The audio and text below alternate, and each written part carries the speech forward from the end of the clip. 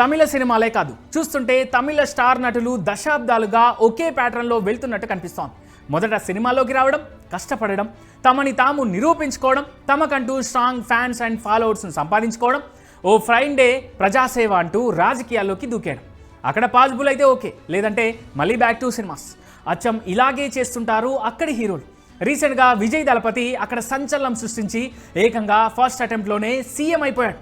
దీంతో ఈయన దారిలో నడిచేందుకు మరికొంతమంది స్టార్లు ప్లాన్ చేసుకుంటున్నారని తెలుస్తోంది. ఇప్పటికే లారెన్స్ తాను రాజకీయాల్లోకి వెళుతున్నట్టుగా అఫీషియల్గా చెప్పేశాడు. ఇప్పుడేమో జీవి ప్రకాష్ కూడా ప్రజాసేవ చేయాలని ఉందంటూ ఓ ఇంటర్వ్యూలో చెప్పి ఇప్పుడు తమిళ నాట హాట్ టాపిక్ అవుతున్నాడు.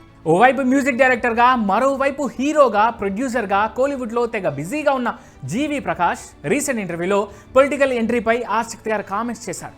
తన సినీ ప్రయాణం ఇంకో 15 ఏళ్లు కొనసాగుతుందో లేదో చెప్పలేనని జీవి ప్రకాష్ అన్నాడు. ఆ తర్వాత తాను ప్రజాసేవపై దృష్టి పెడతానని కీలక వ్యాఖ్యలు చేశారు.